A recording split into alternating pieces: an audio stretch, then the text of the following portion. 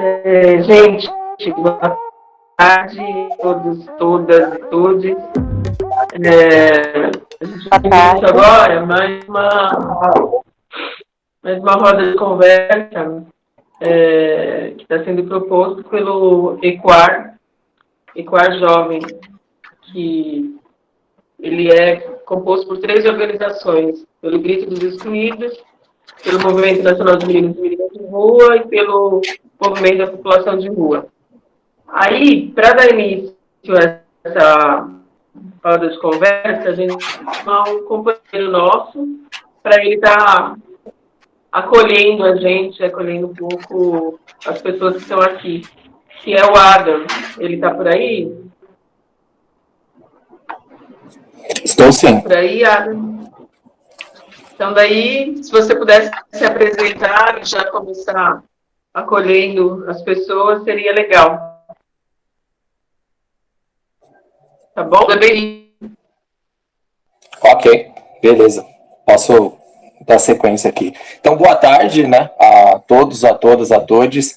Né, obrigado pelo convite, né, de estar participando aqui dessa roda de conversa com todo mundo aqui presente. Vai ser, eu espero que seja um dia muito legal, muito bacana de discussões, né? E eu me chamo Adams Pontes, né? Sou morador aqui da periferia de Guarulhos, né? Moro aqui no fundão de Guarulhos e sou militante da Pastoral da Juventude, sou envolvido também com a questão artística, cultural aqui na cidade, na cena local aqui em Guarulhos, né? E espero contribuir de alguma forma, né, com essa questão da poesia, que é um pouco daquilo que eu faço no dia a dia, né, em alguns espaços, né, em alguns movimentos diferentes, né?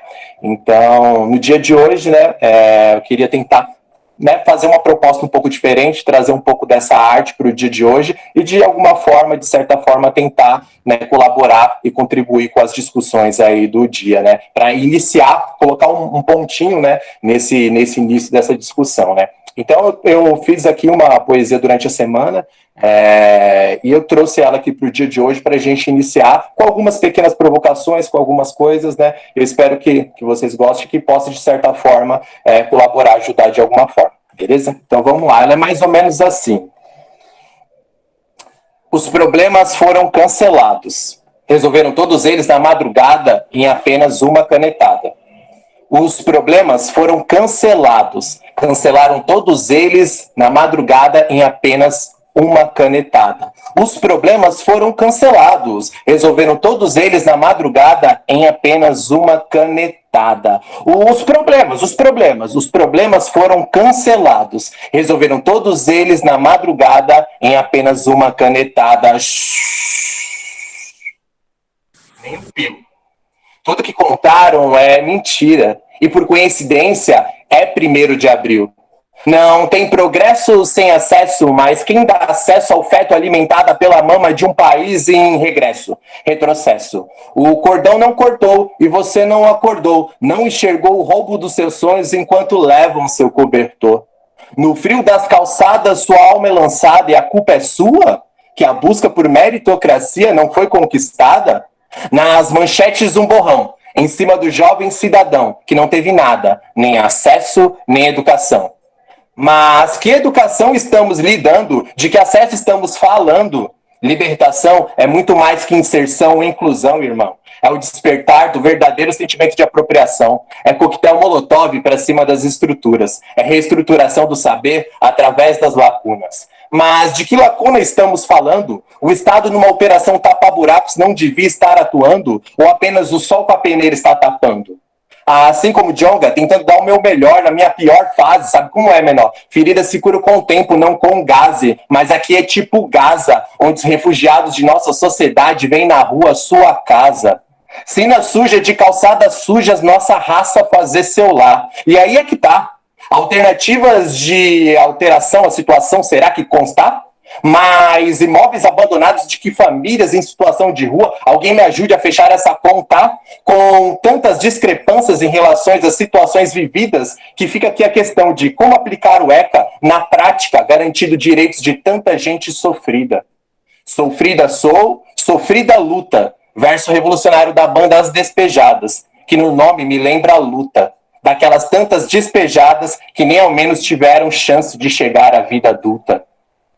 Porém, é necessário seguir à frente, firme e forte na labuta, fazendo uma mobilização social na luta por políticas públicas, defendendo o SUS e SUAS, na superação de preconceitos, atuando firme e forte na garantia de direitos, que no dia de hoje, diferente da mentira, que possamos discutir verdades, projetos e ações que dialoguem e garantam a vida.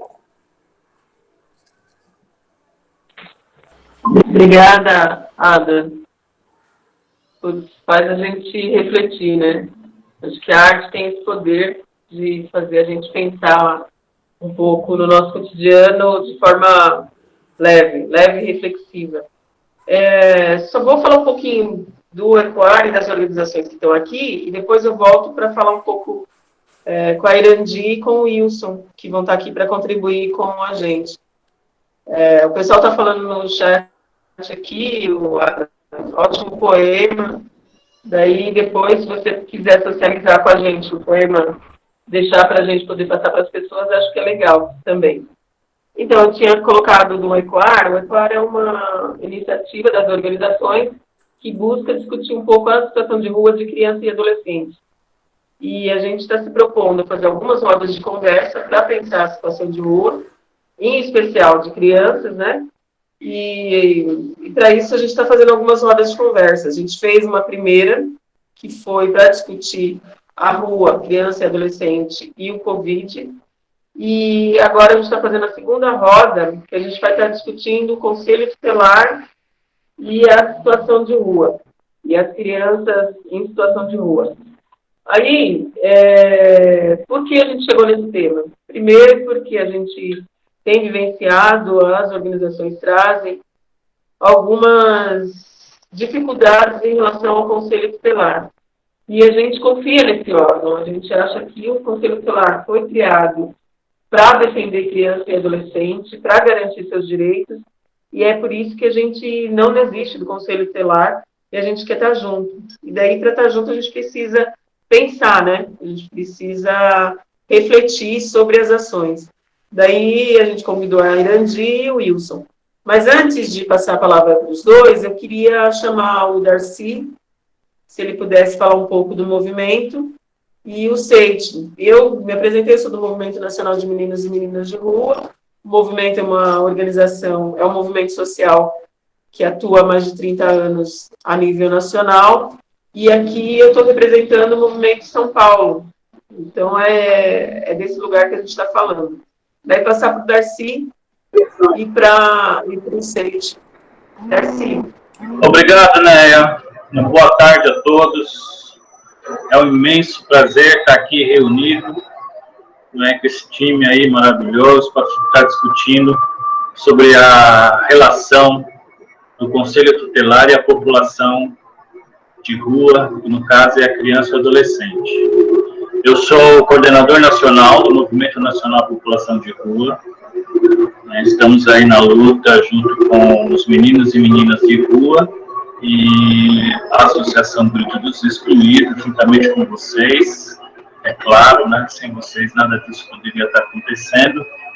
Para a gente estar com esse diálogo e esse debate, né, sobre a situação da criança em situação de rua e o conselho. Muito obrigado e tenham um excelente debate hoje. Obrigado. Eu queria chamar, eu tinha falado que era o Seite, só corrigindo, quem vai falar vai ser o Luiz. Isso. Luiz, se você pudesse falar um pouco para nós sobre o grito, está com a palavra. Boa tarde a todos e a todas. É um prazer estar conversando aqui nessa roda de conversa da Ecoar Jovens.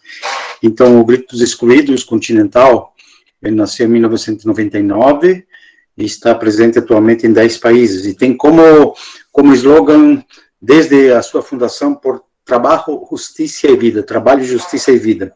Atualmente, o Grito tem alguns princípios, algumas orientações que fundamentam a ação do Grito, que é a ousadia e a criatividade, ou seja, as ações que o Grito faz têm que ser sempre ousadas e criativas.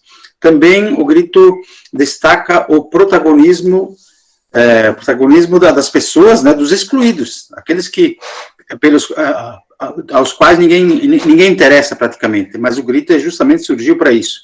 Também o grito tem a mística, né, como das suas orientações, e para o grito vale mais a força do exemplo do que a força dos discursos.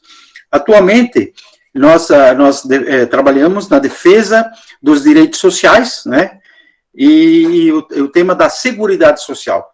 São, digamos, as grandes linhas de trabalho que o grito leva adiante. E um dos grandes projetos que nós estamos tocando à frente agora é a organização da Conferência Nacional Democrática de Saúde e Seguridade Social Ampliada ou das Proteções Sociais. Essa conferência, ela estava prevista na Constituição desde 88, mas até agora não foi implementada. Então, um conjunto de entidades, entre elas o GRITO, né, junto com a Rede Brasileira de Cooperação nas Emergências, estamos dando os primeiros passos, já há vários meses, para organizar essa conferência, que possivelmente será no começo de 2022. Então, em poucas palavras, é isso que o GRITO trabalha, é um prazer estar com vocês, e também nesse projeto Ecoar Jovem, que é maravilhoso. Muito obrigado. Obrigadão, meus companheiros. Aí eu queria passar para a Irandi. Irandi está por aí. Irandi, companheira nossa de tantos momentos, de tantas lutas, pessoa histórica do movimento. E aí passar para a Irandi para que ela possa contribuir com a gente um pouco nessa pauta da criança e adolescente e a situação de rua e o Conselho Tutelar. A Irandi foi o primeiro mandato do CONANDA, Conselho Nacional dos Direitos da Criança e Adolescente, foi militante, é militante do Movimento Nacional de Meninos e Meninas de Rua. Então, a Irandi pode contribuir bastante com a gente nesse debate. Tá bom, Irandi? A palavra é com você. Boa tarde a todos e todas. Bom, hoje é 1º de abril, mas a nossa live é de verdade. Eu estou vendo todos aqui, todas aqui. Então, a nossa live, ela é de verdade, certo? Bom, foi me pedido, então, que pensasse o tema Conselho Tutelar e a Rua, né? E eu fiquei aqui imaginando que é um grupo que participa dessa live, que conhece muito sobre infância, sobre juventude, as novas institucionalidades, né?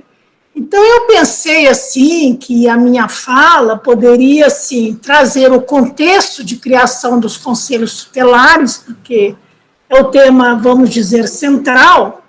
Como é que fica o Conselho Tutelar e os meninos e meninas em situação de rua, até para a gente poder retomar que quando a gente até fundou o Movimento Nacional dos Meninos e Meninas de Rua, né, nem existia Conselho Tutelar, mas existia esse modo participativo, democrático, de garantias de direitos que a gente hoje debate. Vocês estão me ouvindo bem?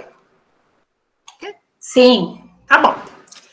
Eu pensei também que na minha fala a gente pode... Eu estou meio assim porque eu uso o notebook aqui, o notebook à esquerda, porque o dia que eu consegui aprender a colocar minha fala de um lado do meu notebook, que eu estou falando agora com vocês, aí evita ficar assim, meio torta, tá bom? Pensei, então, assim, que aqui a gente tem que pensar qual é o papel, a potência e os próprios limites, né, do Conselho Tutelar numa sociedade de classes, né? Os 5, assim, pensando nessa ideia, as atribuições e as competências do Conselho Tutelar no dia a dia, eu vou falar de algumas, mas eu tenho colega conselheiro tutelar, então eu não vou tomar o espaço dele. Eu acho que nada melhor do que o conselheiro para tratar dessas questões. Mas é evidente que a gente acaba falando sobre isso. E qual seria, assim, que me pareceu o tema de hoje, assim, que, na verdade, a gente quer uma atenção especial do Conselho Tutelar sobre os meninos e meninas de rua. Eu acho que isso é que nos leva aqui nesse webinário de hoje, é essa questão, assim, que a gente quer uma atenção especial. Não queremos dizer que o Conselho Tutelar só tem que ter o seu olhar para os meninos em situação de rua, né? Não, meninos e meninas.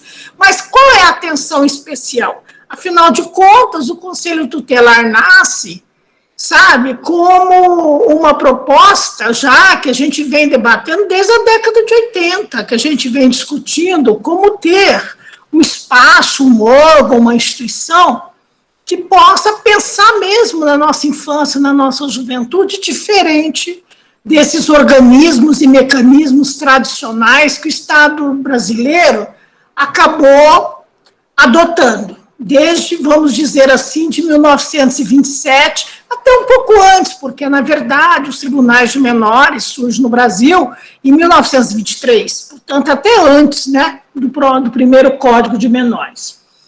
E, por fim, talvez, aí com vocês, a gente pensar numa ideia de como é que a gente pode, a partir do debate de hoje, ir para frente, né, que seria, que eu chamo de umas considerações coletivas, vamos dizer assim. Bom, a primeira coisa que eu sempre gosto de dizer quando eu falo, que eu vou dizer para vocês que isso é mania de professor, né? Vocês sabem que eu sou professora, me aposentei com 40 anos de profissão, e a gente deu aula desde a da educação infantil até o ensino superior, até o pós-graduação. Mas a gente não deixa de ser professora, a gente continua. Na verdade, eu acho que eu sou mais do que professora, eu acho que eu estou naquela linha de Paulo Freire, do educador social, que o educador social, ele pode também ser um professor. Quem dera se todos os professores fossem educadores sociais, né? Para que a gente pudesse professar os nossos conteúdos, o nosso conhecimento, sem pensar numa educação bancária, tá certo? E eu acho que é muito importante essa nossa ideia de pensar que somos todos educadores sociais, que o educador social tem como característica, como perfil, como concepção, podemos dizer assim, a transformação de contextos, né?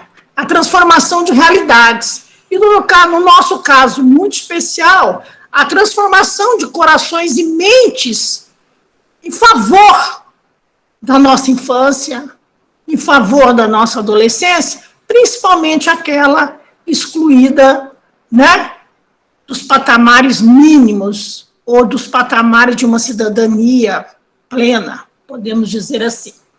Então, eu gosto de dizer assim, até falei a semana passada, mas na semana passada eu estava falando sobre conselhos de direitos.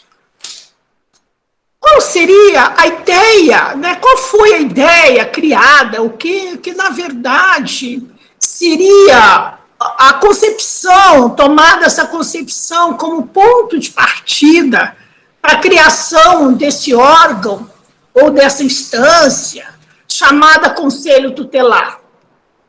Na minha opinião, é o seguinte: o Conselho Tutelar, do mesmo modo que o Conselho de Direitos da Criança, são instituições criadas a partir do novo direito constitucional, portanto, a partir de 1988, que é a Constituição da República. E, na verdade, essas instâncias nasceram considerando o modelo adotado pelo Estado. Qual é o modelo adotado pelo Estado? A democracia. Quando se levanta,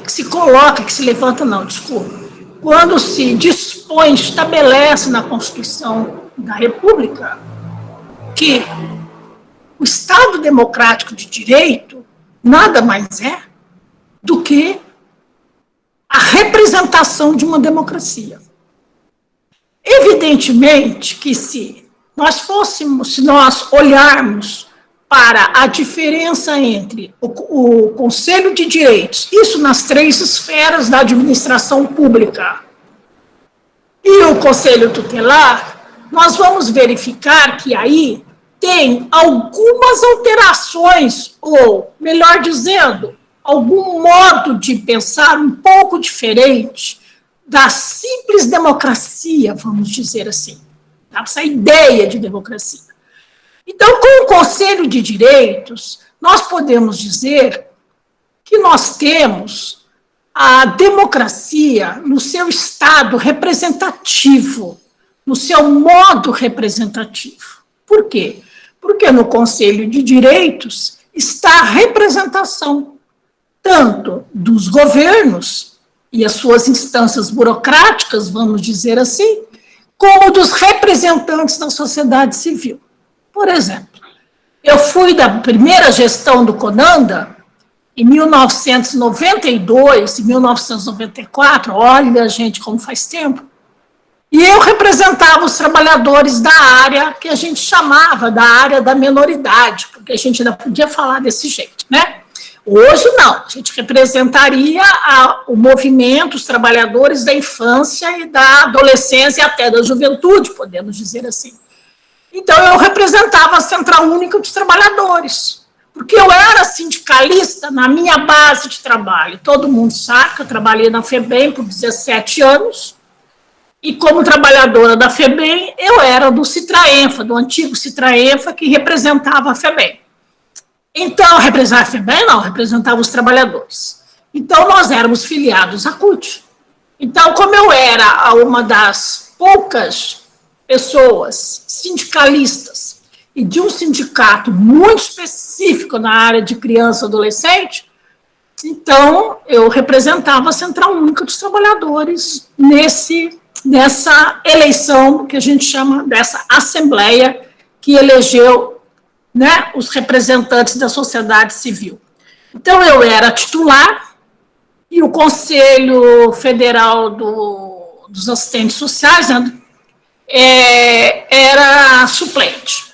Bom, então, esse modelo, Conselhos de Direitos, também tem seus avanços, seus limites, evidentemente, mas ele está nessa trilha, vamos dizer assim, da concepção democrática representativa, portanto, com seus limites.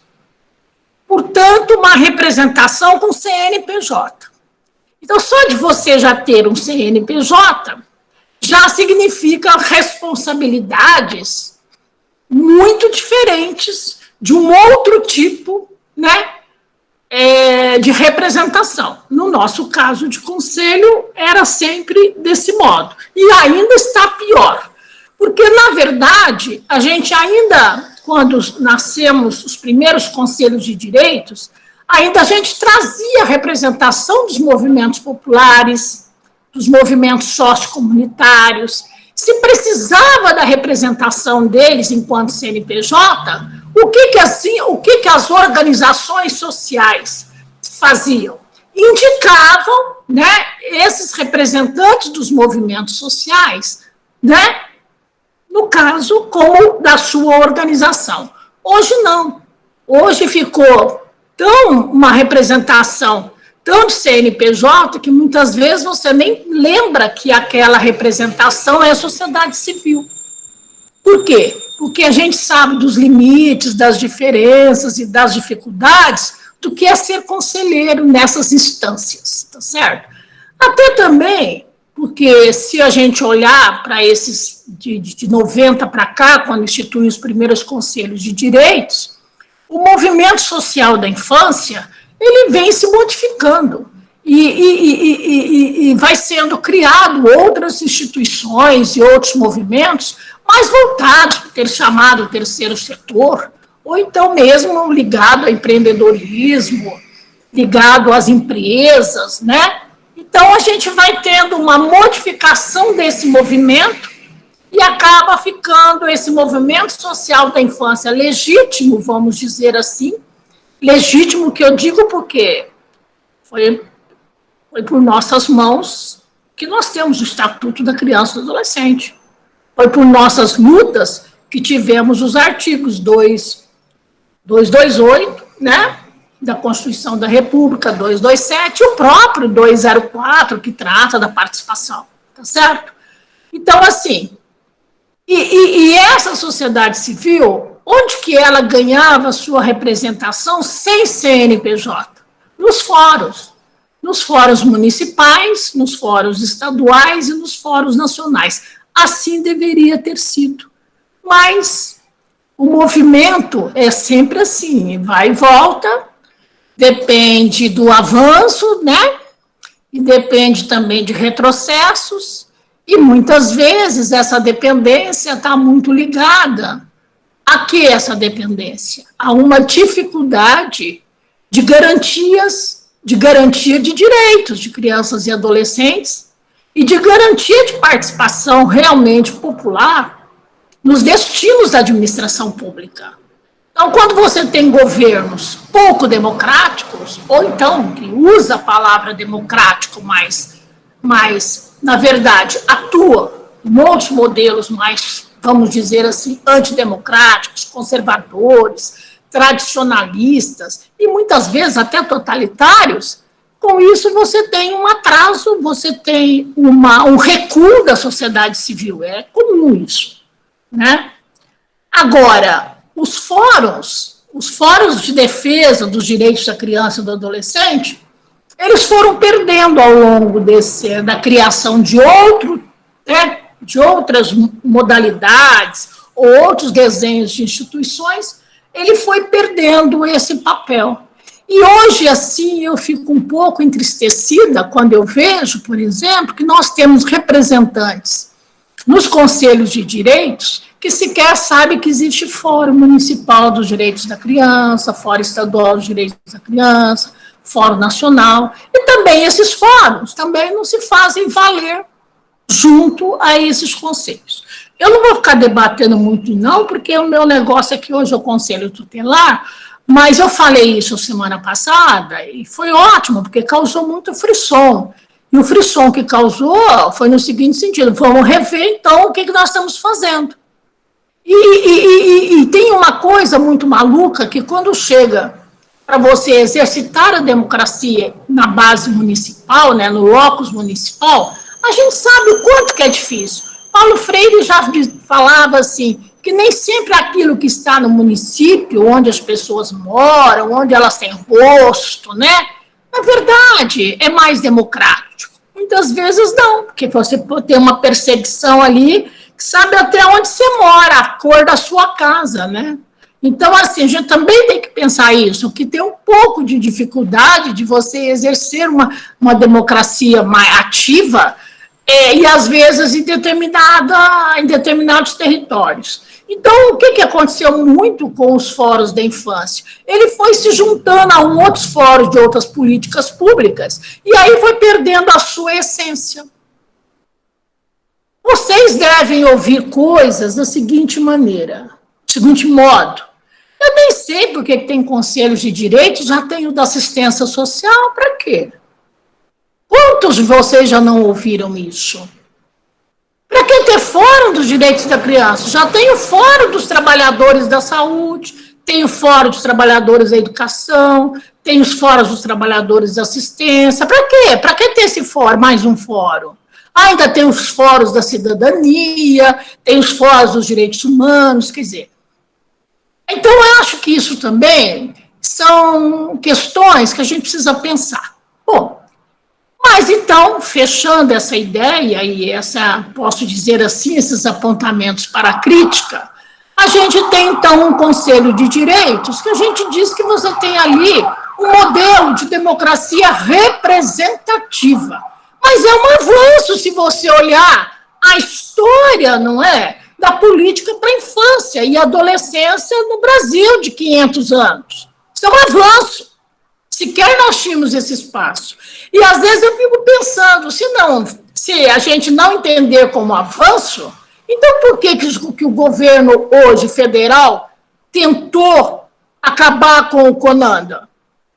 Por que os conselhos, muitas vezes os governos estaduais, eles sequer olham para esse Conselho Estadual dos Direitos da Criança. Exemplo claro é o Condeca de São Paulo, né? Vamos falar mal da gente mesmo aqui, né? Do nosso estado. E aí você pega também nas instâncias municipais. Então, essa grande dificuldade que o status quo, entendendo, os governos têm em relação aos conselhos de direitos. Por quê? Porque eles são representativos e democráticos, né, de uma parcela considerável da população. Então, para mim, isso é um avanço, significa que a gente tem que continuar lutando nesta seara, porque se a gente não representasse nada, eles teriam acabado com a gente, independentemente de ser constitucional ou inconstitucional, tá certo? Bom, isso não quer dizer que a gente não tenha que aprofundar a questão da representação, essa questão de CNPJs nos conselhos, a adesão às políticas governamentais. Muitas vezes eu estou no conselho porque eu quero puxar verbas para as minhas instituições, quando não é para mim é que eu represento, mas é para uma representação um pouco mais ampla. Eu já cheguei a um ponto da minha vida que eu dizia o seguinte: a instituição com CNPJ, que faz parte de um conselho, ela não deve apresentar nenhum projeto para o FIA.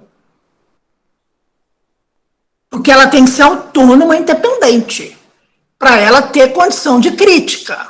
Agora, você vai falar isso para essas entidades que, do dia a dia, penam, sofrem muitas vezes, para prestar atendimento direto. Tá certo? Então, a gente também tem que ver quais são as nossas forças. Mas eu continuo advogando, já que eu estou, como diz Vicente Mateus, né, o antigo presidente do Corinthians, que eu sou corintiana, né, que se eu saio na chuva é para me queimar, então, se eu entro para fazer parte, né, de um conselho de direitos, eu, por ética, não deveria sequer apresentar um projeto para o FIA.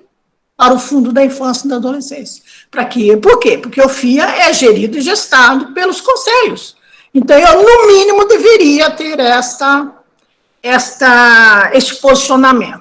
Isso, para a gente, assim, era muito gostoso quando eu era no CONANDA, porque como eu representava a CUT, a gente não tinha esse problema. Quem é que ia financiar a gente? Ninguém, né?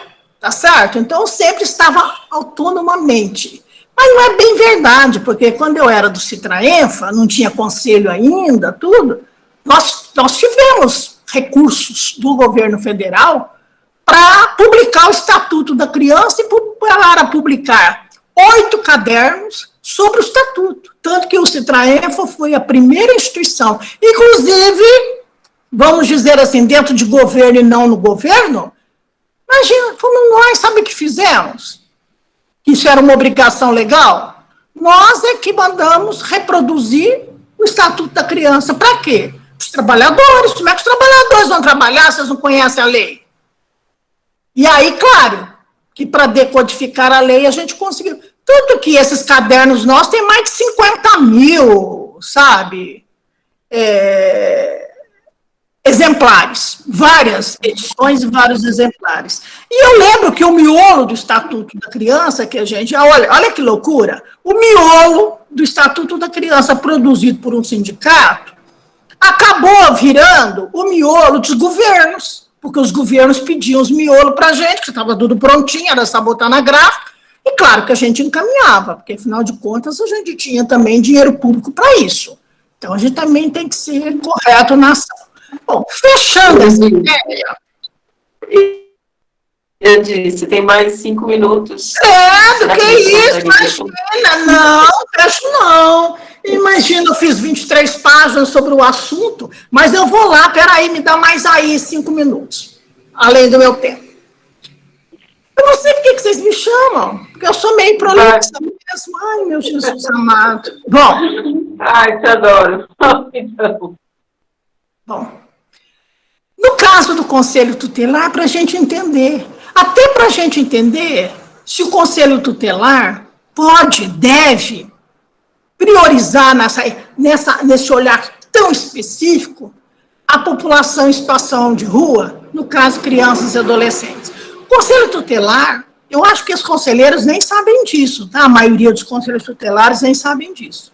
Mas o conselho tutelar, ele está numa outra modalidade de concepção de democracia. Ele não é da democracia representativa. Ele está para além da democracia representativa.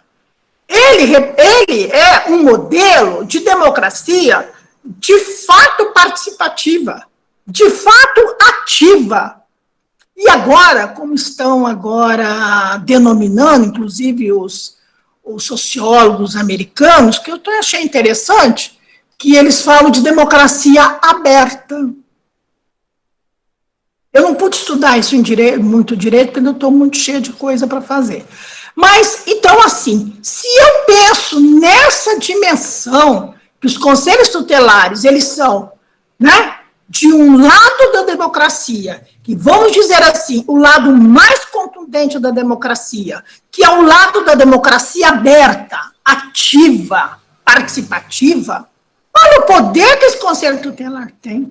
Ele tem o poder de questionar o Estado e as suas burocracias. Entendendo esse Estado naquela ideia de Gramsci, o Estado ampliado. Portanto, a representação de sociedade, de governos que compõem esse Estado maior, esse Estado amplo, vamos dizer assim. Então, o Conselho Tutelar, para mim, olhando o Estatuto da Criança e do Adolescente, para mim, é onde eu acho que nós, militantes, ativistas, profissionais, conselheiros, educadores sociais, deveríamos, sabe, não é defender por defender a existência deles, mas é exigir esse modo de atuação, o modo participativo e ativo. Porque é o Conselho Tutelar que tem essa condição de radicalizar essa democracia representativa. E é essa democracia representativa que nós temos no Legislativo, por exemplo. Tá certo? Então, veja só, e eu acho que a gente ainda, né, até agora, em 2021, a gente ainda está um pouco longe de entender esse primado, sabe? E entender essa representação, mas representação entre aspas, fecha aspas, do significado do que é um conselho tutelar.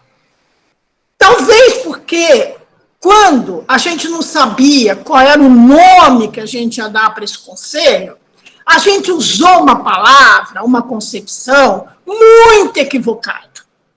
A gente tem conversado muito sobre isso, eu e o Benedito Rodrigues, que é fundador do Movimento Minhas de Rua. A gente deu esse nome tutelar. Então, quando a gente deu esse nome tutelar, me parece, assim, na nossa subjetividade, que a gente diminuiu, sabe, esse papel do Conselho Tutelar, e a gente diminuiu esse modus, vamos dizer assim, operandi, esse modus operandi do Conselho Tutelar e do seu significado, que é zelar pelos direitos de crianças e adolescentes diante de todas as causas e consequências disso.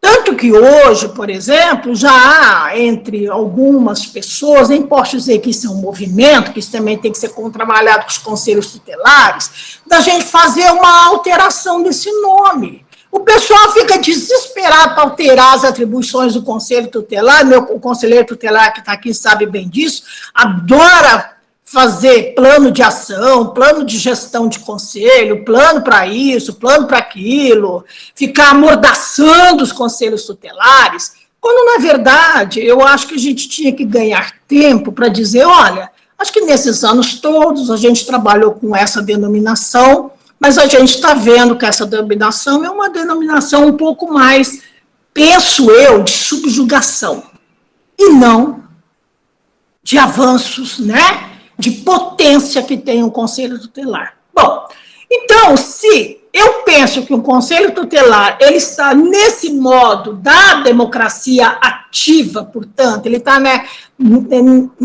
nesse caminho, evidentemente que ele é o calcanhar de Aquiles da máquina pública.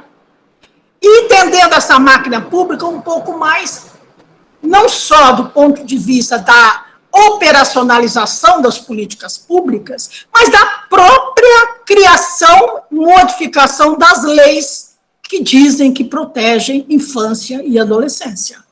Tá certo? Então, na verdade, o que a gente teria que estar observando? Os conselhos tutelares, talvez, com uma nova denominação, vai ficar mais claro para os conselheiros qual é, de fato, o papel. E outra, são palavrinhas que acho que a gente veio trazendo no Estatuto da Criança. Gente, até porque nós nunca tivemos uma legislação da infância criada pelo movimento social. O Código de 27 foi feito por quem? O juiz Belo Matos, do Rio de Janeiro. Claro que a sua estrutura de justiça. E vamos dizer que se ele ouviu alguém, ele ouviu o patronato.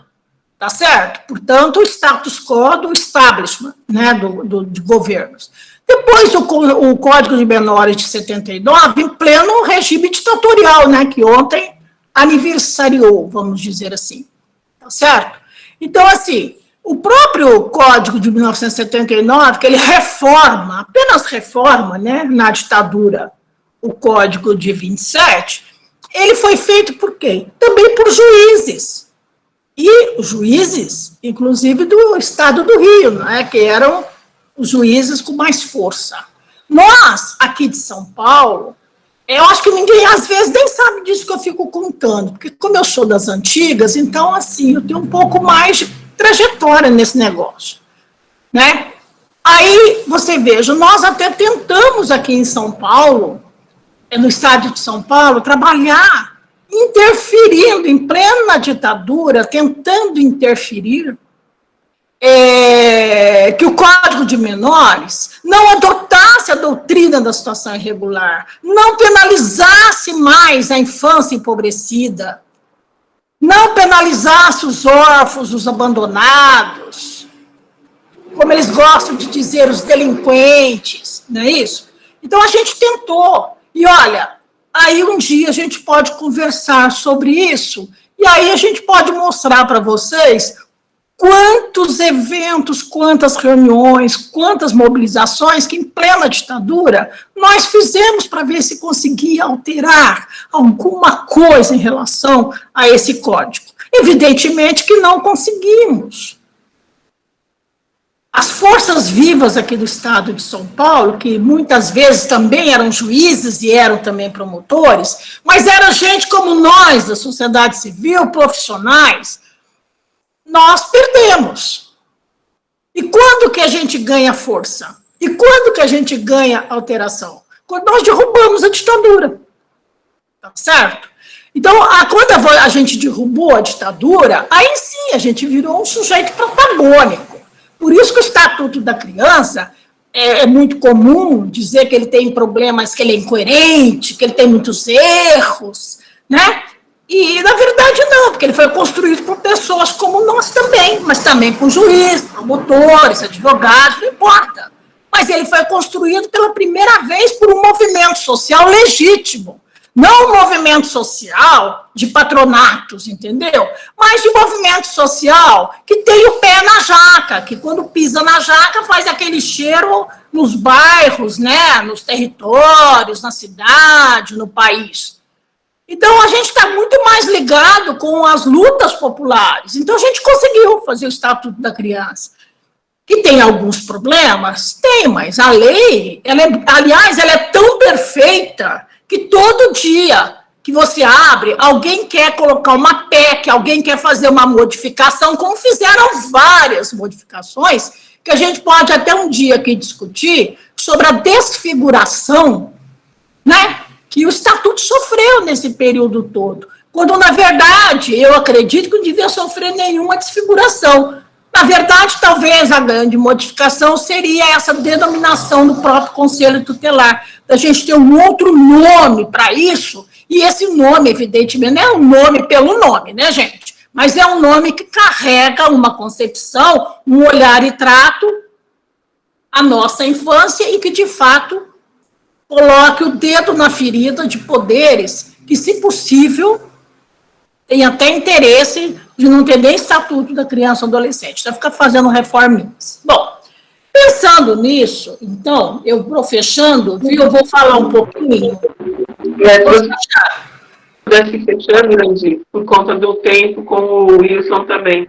Se você puder ir fechando, para a gente poder entrar. Infelizmente, eu vou fechar. Mas é assim, eu tinha colocado... Daí a gente volta com as perguntas também, depois a gente vai abrir para fazer perguntas, a gente vai voltar. Tá certo. Mas o que eu queria dizer para vocês, assim, o que é importante nessa conversa nossa do... Vou falar de uma coisa, tá? Porque eu falei 17 páginas aqui para mim, vou falar de uma coisa. Então, qual que é a grande importância para nós? E isso eu pude acompanhar agora, inclusive na pandemia.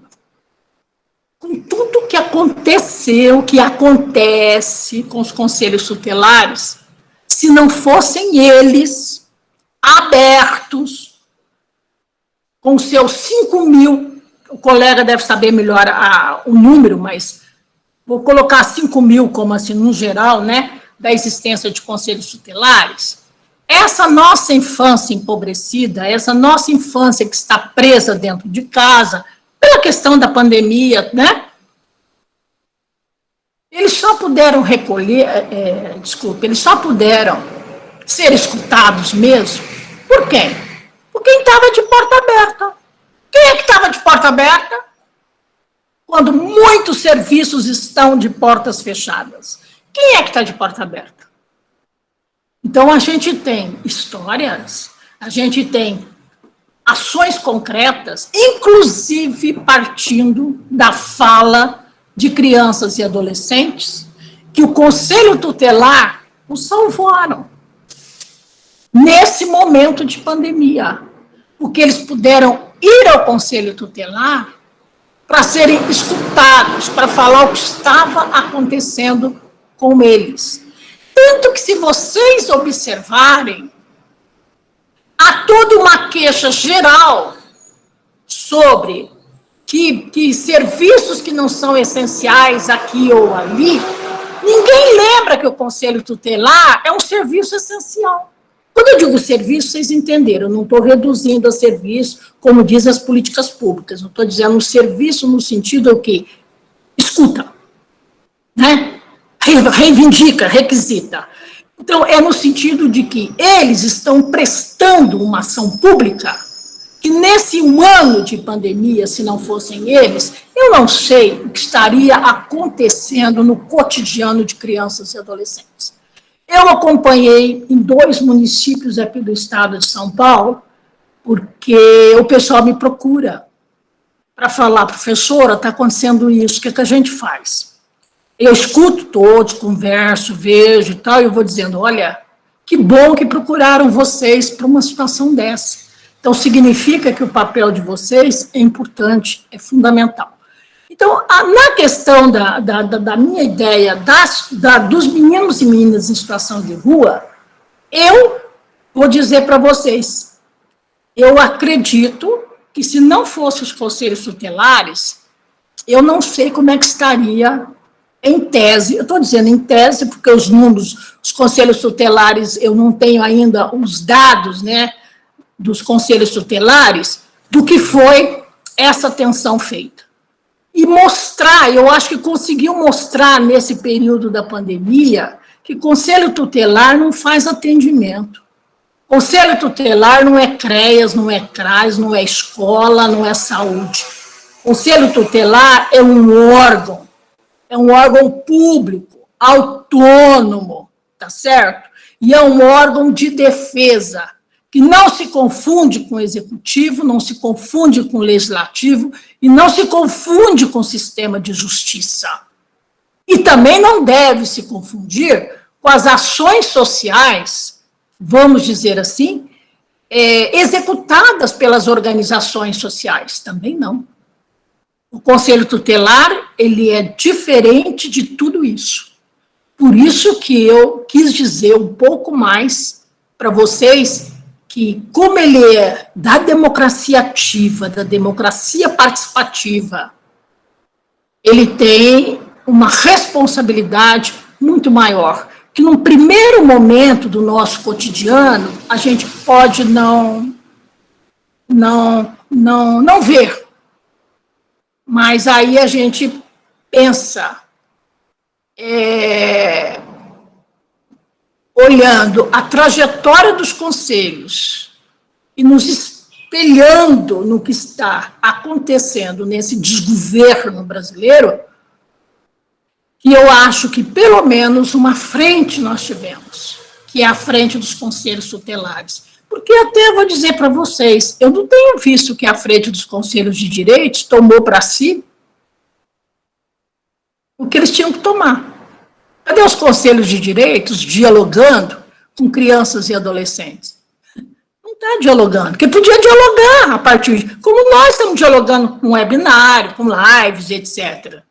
Agora, por isso que eu advogo com vocês o seguinte, que o Conselho Tutelar, com todos os limites e tudo, ele teve uma potência e tem uma potência. É a potência da escuta. E claro, que não é uma escuta pela escuta, é uma escuta que vai tomar providências. Tá certo?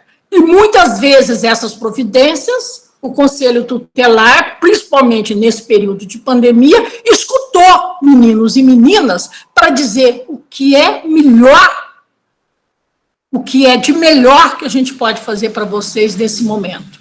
Porque nós sabemos que muitas vezes algumas tomadas de decisões atrapalham a vida de crianças e adolescentes, principalmente no momento como estamos vivendo.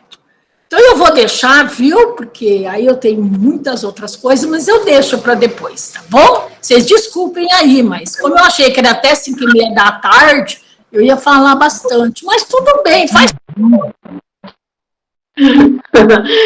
Obrigada, Irene.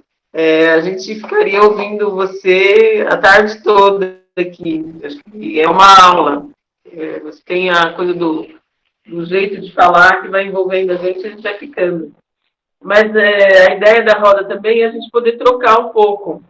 Por isso, da gente garantir a fala das pessoas. A preocupação é essa. Então, no chat tem muita coisa para você, que as pessoas foram falando. Daí, depois, o Bruno, que está aqui comigo, aí ele vai ajustando. Daí, na hora, depois que o Wilson falar, daí a gente volta para você com as coisas que o pessoal foi anotando. E quem quiser se inscrever também, já vai colocando no chat, para a gente ter noção de quem vai querer falar no microfone ao invés de só escrever, tá bom? Eu queria chamar o Wilson, que é conselheiro tutelar e que vai contribuir com a gente um pouco nesse debate. Pode ser? Ok. Boa tarde, então, a todos, né, a todas. Eu aqui estou ouvindo a doutora Irandi e estou muito contente com a fala dela. Está acrescentando bastante aí, através da fala dela, um conhecimento também maior da nossa parte. Estamos aprendendo, né? E é muito gratificante isso tudo. Apenas para corroborar um pouquinho, né, com a doutora Irandi, a gente tem lá, né, no Estatuto, artigo 131, que vai dizer que o Conselho Tutelar é um órgão permanente autônomo, não jurisdicional, encarregado pela sociedade de zelar pelo cumprimento dos direitos da criança e adolescente, ainda definidos na lei. Então, ele não é esse órgão que ele está ligado nem legislativo, executivo, judiciário, mas ele é autônomo, não autônomo para fazer qualquer coisa, é autônomo para seguir o que está no Estatuto, né? Seguir a lei. Mas, geralmente, ele não é compreendido nesse sentido. E é uma grande tarefa que a gente tem também para fazer com que os equívocos não aconteçam, né? Da parte, muitas vezes, do próprio poder público, né? E uma outra coisa que vem acontecendo contra essa autonomia do Conselho Tutelar, nós temos aqui na cidade de São Paulo um projeto de lei, PL 560, que isso é gravíssimo, né? Porque eu chamo esse projeto de lei de cala-boca, né? É um cala-boca para os conselhos tutelares, porque tem um código de ética ali para se cumprir, e mais ainda, no projeto de lei se estabelece que o próprio Poder Executivo vai estar fazendo parte dessa comissão de ética e podendo punir conselheiros tutelares, o que é, de fato, cala-boca, né? Então são coisas assim fantásticas que tem ali que a gente discutiria um bom tempo aí para saber até onde está indo esses direitos, porque na verdade nem o presidente da República ele pode ofender o estatuto, né? A autonomia dos conselhos tutelares, né? Mas no fim a gente tem dentro do município isso que pode vir a ocorrer. Então de diversas formas, né? Isso pode vir a acontecer. Mínima falha, que não é falha, mas pode ser entendido como falha, então o conselheiro pode ser punido, desde advertência, punição e destituição do cargo, né? E ele é eleito pela comunidade. A eleição é livre e soberana, né? Então são alguns absurdos que a gente vê. Agora, falando mais especificamente sobre essa questão da situação de rua, criança e adolescente, lembrando também que eu, como conselheiro, sou conselheiro tutelar da Moca, eu pertenço aqui também à Comissão de Políticas Públicas dos Conselhos Tutelares da cidade, lembrando que nós temos 52 conselhos na cidade, e somos divididos assim, em 4 comissões temáticas, né? Que uma de políticas públicas, também de estrutura dos conselhos tutelares, outra de educação e outra de medidas socioeducativas. Além também de outras comissões da norte, sul, leste, por região da cidade, no norte, sul, leste, oeste. E assim nós nos reunimos dessa forma depois de uma comissão permanente, né? Então, aqui, no nosso caso aqui, exatamente sobre o tema que a gente vai abordar, a situação de rua, a gente vê que, infelizmente, crianças e adolescentes em situação de rua tornaram-se, assim, um fenômeno, né, comum para aqueles que circulam pelas áreas centrais das grandes cidades. Trata-se ainda de uma questão social complexa, e conforme a agenda política, continua sendo invisível essa situação. Basta que olhemos os orçamentos dos governos em suas 3 esferas para entendermos o que na prática tem acontecido, né?